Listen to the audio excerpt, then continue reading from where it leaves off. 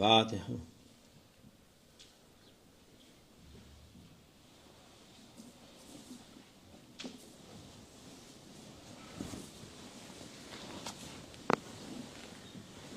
السلام عليكم.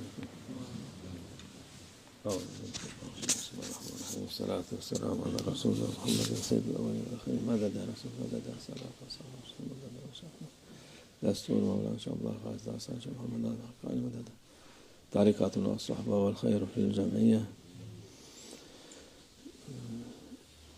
Allah Azze ve Celle insanı yarattı. Allah Almighty created humankind.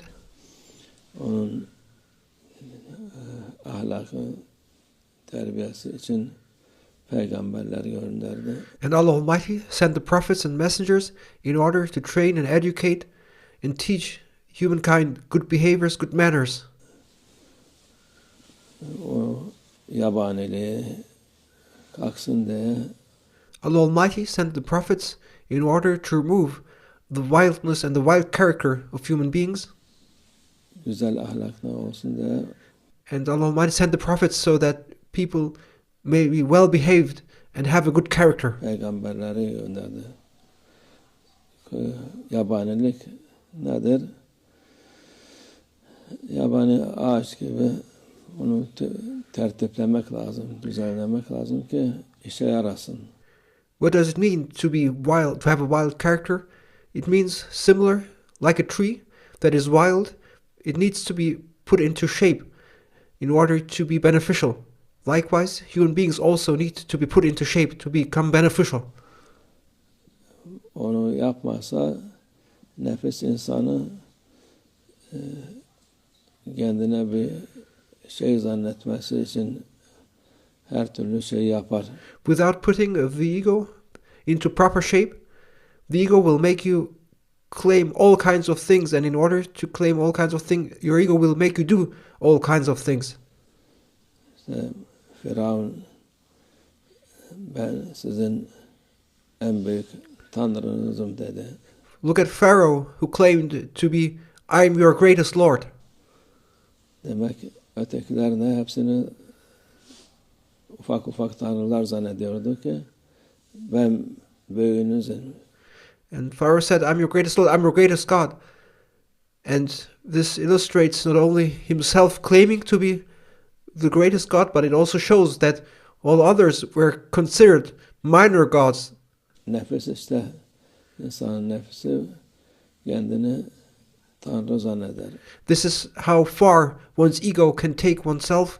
It may even make you claim yourself to be a god.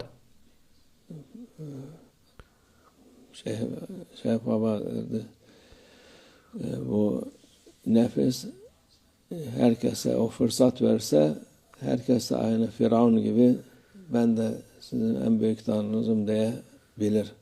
And Mawlana Shaykh Nazim used to say that the ego, everyone's ego is like that. If anyone's ego had the possibilities Pharaoh had, then anyone's ego would claim, I am the greatest God. Yani ona imkanlar oldu. Bunlar imkan yok. And Pharaoh, he had all the opportunities and chances to make such a claim.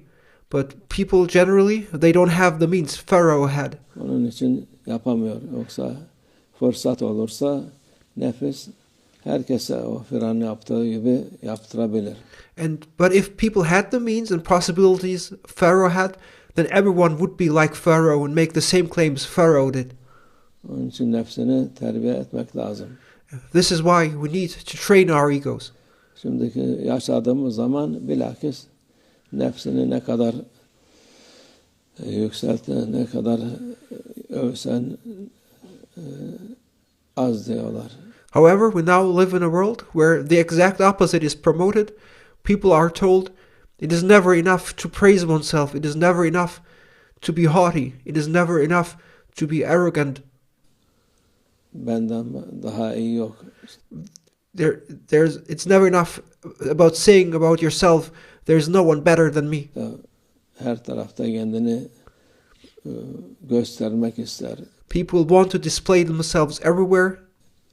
Ne yaparsa millet görsün. Whatever people do at every occasion, people want to display themselves and what they do. Sen ey akılsız adam, ey akılsız insan, These are mindless people.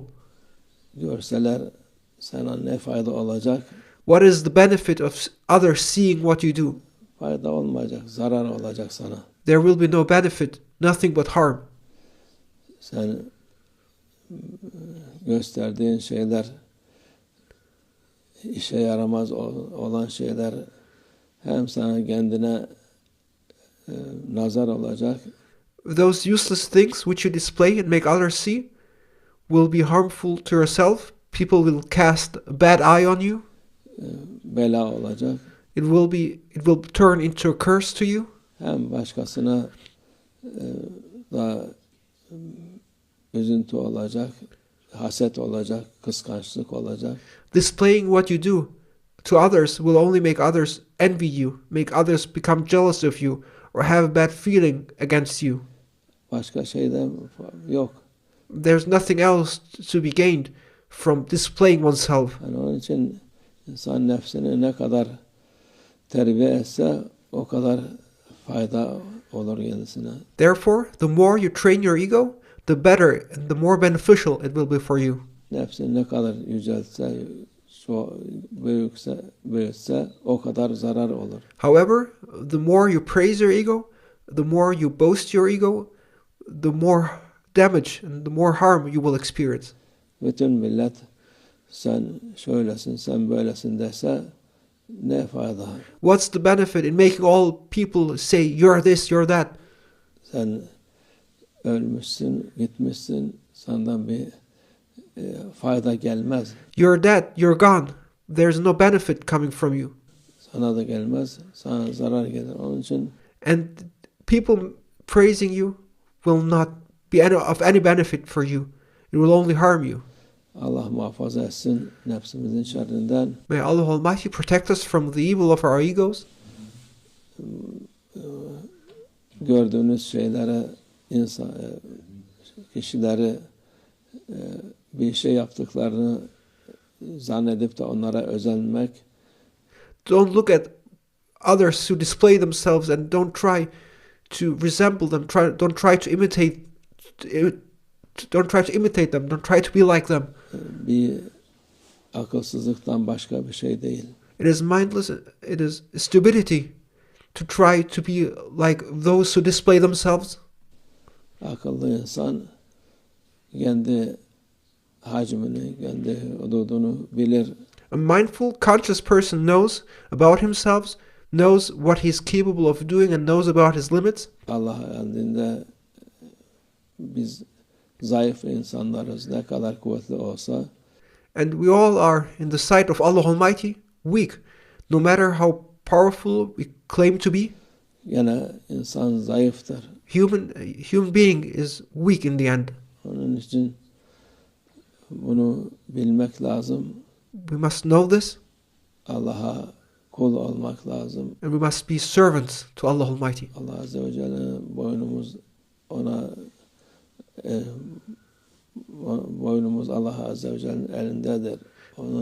We submit ourselves to Allah Almighty, and everything about us is within the hands of Allah Almighty. İstediği saat alır, istediği yere götürür, istediği yere getirir. Any hour, He may take us anywhere, wherever He Almighty Allah desires.